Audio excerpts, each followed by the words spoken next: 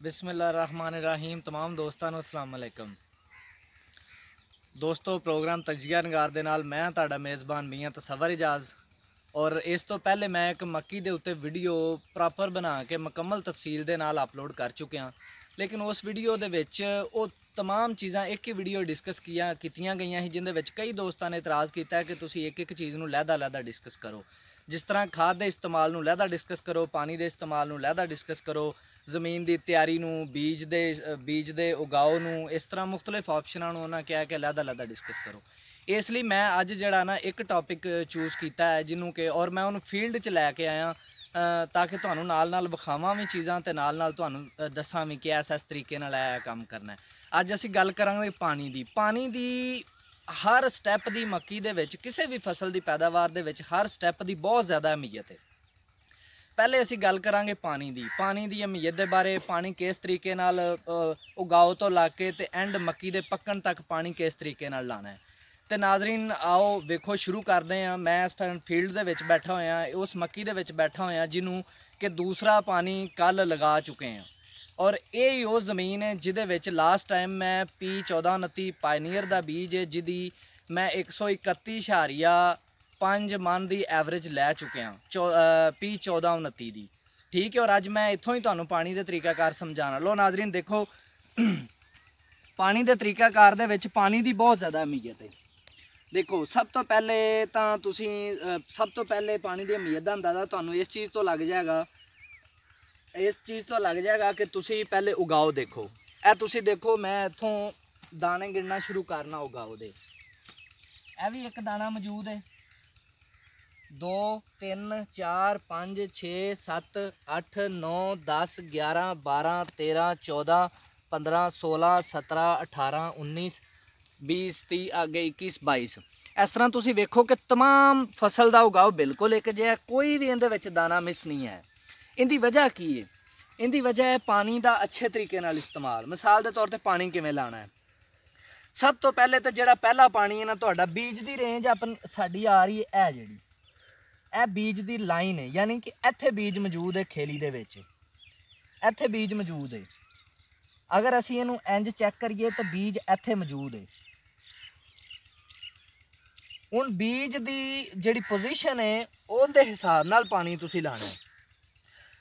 पहले जिहड़े 3-4 पानी ने उन्हां दी बहुत ज़्यादा अहमीयत है मक्की की फसल दे विच खास तौर पर। जिहड़ा पहला पानी नाज़रीन नूं तुसीं किस तरीके नाल लगाना है, पहली तो गल यह है कि तुसीं फील्ड दे विच चाहे 1 एकड़ का प्लाट है, 2 एकड़ का प्लाट है या 3 एकड़ का प्लाट है, तुसीं उहदे विच 2 एकड़ तक कम अज़ कम जिहड़ा ना तुसीं उहदे विच पानी खुला छड्डो। चाहे उहदे विच अगे तुसीं मुख्तलिफ छोटे छोटे हिस्से बनाए होण वट्टां बना के, लेकिन फिर भी तुसीं पानी खुला छड्डो ताकि पानी आहिस्ता आहिस्ता जाए और पानी की रेंज ऊपर जाए, ज़्यादा रेंज यानी कि सैलाब ऊपर जाए, क्योंकि बीज ने सैलाब नाल उगना है। बीज नूं अगर पानी मिल गया तो बीज खत्म हो जाएगा। इसलिए तुसी बीज तक सैलाब पहुँचानी, और सैलाब पहुँचाने का अच्छा तरीका यह होंदा है कि तुसी पानी खुला लगाओ।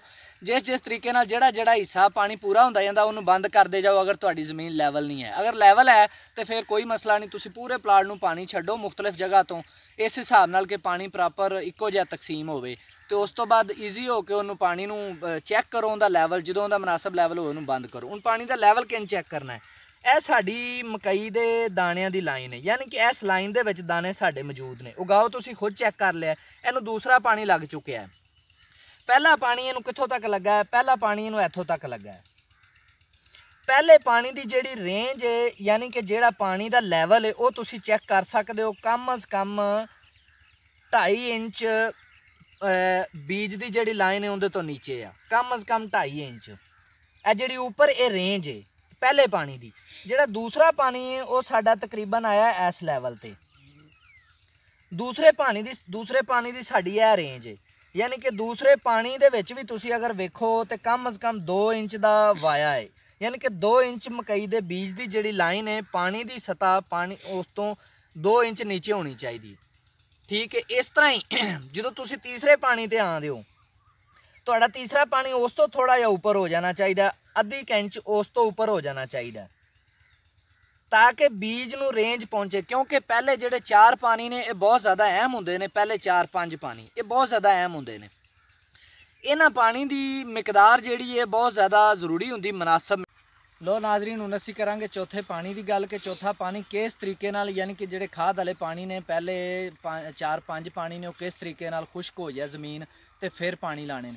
यह मेरा फील्ड है P1570, पिछले साल ही नवा बीज आया। इस दफ़ा पहली दफ़ा मैं बीज लाया P1570 है। तुसीं फील्ड सारा देख सकते हो किस तरह का बहुत अच्छा लैवल फील्ड है, और इहदे विच तुसीं उगाओ भी देख सकते हो किस तरीके नाल फसल का उगाओ। अच्छी एवरेज लैण लई बहुत ज़्यादा चीज़ों का ख्याल करना पैंदा है। ਇਹ ਤੁਸੀਂ ਇਹਦੇ ਵਿੱਚ ਫਾਸਲਾ ਵੀ ਵੇਖ ਸਕਦੇ ਹੋ। ਮੇਰੀ ਗਿੱਠ ਵੀ ਇਹ ਛੋਟੀ ਹੈ, ਔਰ ਇਹ ਛੋਟੀ ਗਿੱਠ ਦੇ ਵਿੱਚ ਵੀ ਗਿੱਠ ਦੇ ਅੰਦਰ ਅੰਦਰ ਦਾਣੇ ਲੱਗੇ ਹੋਏ ਨੇ। ਹੁਣ ਇਹਦੇ ਵਿੱਚ ਤੁਸੀਂ ਦੇਖੋ, ਇਹਨੂੰ 3 ਪਾਣੀ ਤੇ 1 ਸਪਰੇਅ ਵੀ ਹੋ ਚੁੱਕਿਆ ਹੈ।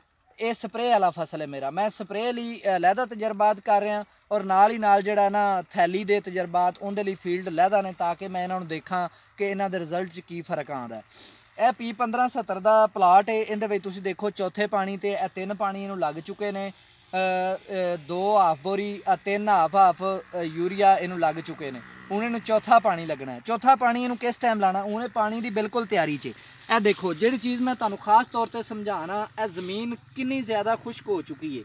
ਹੁਣ ਇਹਨੂੰ ਪਾਣੀ ਦੀ ਜ਼ਰੂਰਤ ਹੈ। ਤੁਸੀਂ ਜ਼ਿਆਦਾਤਰ ਲੋਕ ਕੀ ਕਰਦੇ ਹੋ, ਹੇਠ ਉੱਤੇ ਪਾਣੀ ਲਾਈ ਜਾਂਦੇ ਹੋ, ਜਿਹਦੀ ਵਜ੍ਹਾ ਤੋਂ ਫਸਲ ਦੇ ਵਿੱਚ ਜਾਬਾ ਹੋ ਜਾਂਦਾ। ਜਾਬਾ ਪੰਜਾਬੀ ਜ਼ਬਾਨ ਤੁਸੀਂ ਸਮਝਦੇ ਹੋ। ਜਾਬਾ ਜਿਹੜਾ ਹੁੰਦਾ ਹੈ ਫਸਲ ਨੂੰ ਖੁਸ਼ਹਾਲ ਨਹੀਂ ਹੋਣ ਦਿੰਦਾ। ਇਹ ਦੇਖੋ ਤੁਸੀਂ ਫਸਲ ਕਿੰਨਾ ਖੁਸ਼ਹਾਲ ਹੈ, ਲੇਕਿਨ ਇਹਨੂੰ ਅਜੇ ਸਿਰਫ 3 ਪਾਣੀ ਇਸਤੇਮਾਲ ਹੋਏ ਨੇ। ਇਹ ਚੌਥਾ ਪਾਣੀ ਇਹਨੂੰ ਹੁਣ ਕੱਲ ਲਗਵਾ ਦੇਵਾਂਗੇ ਦਾ ਇਸਤੇਮਾਲ। ਹੁਣ ਪਾਣੀ ਕਿਸ ਤਰ੍ਹਾਂ, ਪਹਿਲੇ ਤੇ ਜਿਹੜੇ 3-4 ਪਾਣੀ ਨੇ ਉਹਦੇ ਵਿੱਚ ਤੁਹਾਨੂੰ ਪਾਣੀ ਦੀ ਸਤ੍ਹਾ ਤੇ ਸਲਾਬ ਦਾ ਬਹੁਤ ਜ਼ਿਆਦਾ ਖਿਆਲ ਕਰਨਾ ਪੈਂਦਾ, ਤਾਂ ਕਿ ਪੌਦੇ ਨੂੰ ਬੀਜ ਨੂੰ ਪਾਣੀ ਡਾਇਰੈਕਟ ਟੱਚ ਨਾ ਕਰੇ, ਉਹਨੂੰ ਸਿਰਫ ਸਲਾਬ ਮਿਲੇ, ਤਾਂ ਕਿ ਉਸ ਸਲਾਬ ਨਾਲ ਉਹਦਾ ਉਗਾਓ ਵੀ ਅੱਛਾ ਹੋਵੇ ਔਰ ਉਹਦੀ ਬੜੋਤਰੀ ਵੀ ਅੱਛੀ ਹੋਵੇ। ਹੁਣ ਜਦੋਂ ਤੁਹਾਡੀ ਫਸਲ ਜਿਹੜੀ ਹੈ ਉਹ ਤਕਰੀਬਨ 4 ਤੋਂ 4.5 5.5 ਫੁੱਟ ਤੇ ਪਹੁੰਚ ਜਾਂਦੀ, ਉਸ ਟਾਈਮ ਤੁਹਾਨੂੰ ਪਾਣੀ ਦੀ ਕੋਈ ਖਾਸ ਇਖਤਿਆਰ, ਥੋੜੇ ਬਹੁਤੇ ਦੀ ਕੋਈ ਐਡੀ ਖਾਸ ਇਖਤਿਆਰ ਦੀ ਜ਼ਰੂਰਤ ਨਹੀਂ। ਅਗਰ ਤੁਹਾਡੀ ਮਹਿਰਾ ਜ਼ਮੀਨ ਹੈ ਤੇ ਪਾਣੀ ਉਹਨੂੰ ਦਬਾ ਕੇ ਲਾਓ, ਔਰ ਅਗਰ ਤੁਹਾਡੀ ਪੱਕੀ ਜ਼ਮੀਨ ਹੈ ਤਾਂ ਉਹਨੂੰ ਥੋੜਾ ਜਿਹਾ ਪਾਣੀ ਮੁਨਾਸਬ ਰੱਖੋ, ਲੇਕਿਨ ਉਹਦੇ ਵਿੱਚ ਰੇਂਜ ਤੇ ਪਾਣੀ ਦੀ ਸਤ੍ਹਾ ਦਾ ਕੋਈ ਐਡਾ ਕਿਰਦਾਰ ਨਹੀਂ। ਉਸ ਟਾਈਮ ਤੁਸੀਂ ਪਾਣੀ ਦੀ ਸਤ੍ਹਾ ਪੌਦੇ ਦੇ ਜੜ ਤੱਕ, ਯਾਨੀ ਕਿ ਪੌਦੇ ਦਾ ਜਿੱਥੇ ਪੌਦਾ ਲੱਗਾ ਹੋਇਆ ਉਸ ਲੈਵਲ ਤੱਕ ਖੇਲੀ ਦੇ ਵਿੱਚ ਪਾਣੀ ਦੀ ਸਤ੍ਹਾ ਲੈ ਕੇ ਆ ਸਕਦੇ ਹੋ। ਹੁਣ ਅਗਲੀ ਗੱਲ ਪਾਣੀ ਦੀ, ਜਿਹੜੀ ਕਿ ਪੈਦਾਵਾਰ ਦੇ ਵਿੱਚ ਖਾਸ ਅਹਿਮੀਅਤ ਜਿੱਥੇ ਆ ਕੇ ਪਾਉਂਦੀ ਹੈ। ਜਿਵੇਂ ਕਿ ਹੁਣ ਇਹ ਮੱਕੀ ਤੁਹਾਨੂੰ ਨਜ਼ਰ ਆ ਰਹੀ ਹੈ, ਕੁਝ ਦਿਨਾਂ ਤੱਕ ਤਕਰੀਬਨ ਕੋਈ 15 ਤੋਂ 20 ਦਿਨਾਂ ਤੱਕ ਛੱਲੀ ਬਣਾਉਣੀ ਸ਼ੁਰੂ ਹੋ ਜਾਏਗੀ। ਜਦੋਂ ਫਸਲ ਮੱਕੀ ਛੱਲੀ ਬਣਾਉਣੀ ਸ਼ੁਰੂ ਕਰ ਦਿੰਦੀ, ਉਸ ਟਾਈਮ ਪਾਣੀ ਬਹੁਤ ਜ਼ਿਆਦਾ ਅਹਿਮ ਹੁੰਦਾ ਹੈ।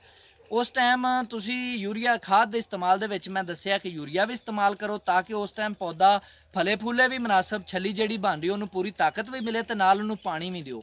ਹੁਣ ਇਹਦੇ ਵਿੱਚ ਤੁਸੀਂ ਪਾਣੀ ਕਿਸ ਤਰ੍ਹਾਂ ਦੇਣਾ ਹੈ, ਪਹਿਲੇ ਅਗਰ ਤੁਸੀਂ ਪਾਣੀ 8 ਤੋਂ 10 ਦਿਨਾਂ ਦੇ ਵਿੱਚ 8 ਤੋਂ 10 ਦਿਨ ਬਾਅਦ ਪਾਣੀ ਲਾ ਰਹੇ ਹੋ, ਇੱਥੇ ਆ ਕੇ ਤੁਸੀਂ ਪਾਣੀ 3 ਤੋਂ 4 ਦਿਨਾਂ ਬਾਅਦ ਲਾਣਾ, ਜਦੋਂ ਛੱਲੀ ਬਣਨੀ ਸ਼ੁਰੂ ਹੋ ਗਈ। ਜਦੋਂ ਛੱਲੀ ਬਣ ਰਹੀ ਹੁੰਦੀ ਹੈ ਉਹਨੂੰ ਪਾਣੀ ਦੀ ਬਹੁਤ ਜ਼ਿਆਦਾ ਜ਼ਰੂਰਤ ਹੁੰਦੀ ਫਸਲ ਨੂੰ, ਕਿਉਂਕਿ ਉਸ ਟਾਈਮ ਦੋਧੀਆ ਬਣ ਰਿਹਾ ਹੁੰਦਾ, ਔਰ ਦੋਧੀਆ ਬਣਨ ਤੋਂ ਲੱਗ ਕੇ, ਛੱਲੀ ਦੇ ਬਣਨੇ ਸ਼ੁਰੂ ਹੋਣ ਤੋਂ ਲੱਗ ਕੇ ਦੋਧੀਆ ਸਖਤ ਹੋਣ ਤੱਕ, ਯਾਨੀ ਕਿ ਦਾਣਿਆਂ ਦੇ ਸਖਤ ਹੋਣ ਤੱਕ ਤੁਸੀਂ ਹਰ ਤੀਜੇ ਚੌਥੇ ਦਿਨ ਪਾਣੀ ਲਾਣਾ ਹੈ, ਤਾਂ ਕਿ ਉਹਨੂੰ ਪਾਣੀ ਦੀ ਕਮੀ ਨਾ ਹੋਵੇ, ਔਰ ਦੋਧੀਆ ਜਿਹੜਾ ਵਿੱਚ ਬਣਿਆ ਉਹ ਪ੍ਰੋਪਰ ਦਾਣਾ ਬਣ ਜਾਏ, ਉਹ ਖੁਸ਼ਕ ਹੋ ਕੇ ਉਹਦਾ ਸਾਈਜ਼ ਕਮ ਨਾ ਹੋਵੇ। ਇਸ ਲਈ ਇੱਥੇ ਆ ਕੇ ਤੁਸੀਂ ਪਾਣੀ ਹਰ ਤੀਜੇ ਚੌਥੇ ਦਿਨ ਲਾਜ਼ਮੀ ਲਾਣਾ ਹੈ, ਤਾਂ ਕਿ ਤੁਹਾਡੀ ਪੈਦਾਵਾਰ ਭਾਰੀਆ ਮੱਕੀ ਦੇ ਵਿੱਚ 120 25 30 ਤੱਕ ਆਵੇ, ਔਰ ਅਗਰ ਤੁਹਾਡੀ ਮੌਸਮੀ ਮੱਕੀ ਹੈ ਤਾਂ ਉਹਦੇ ਵਿੱਚ ਤੁਹਾਡੀ 80 85 90 100 ਤੱਕ ਆਵੇ।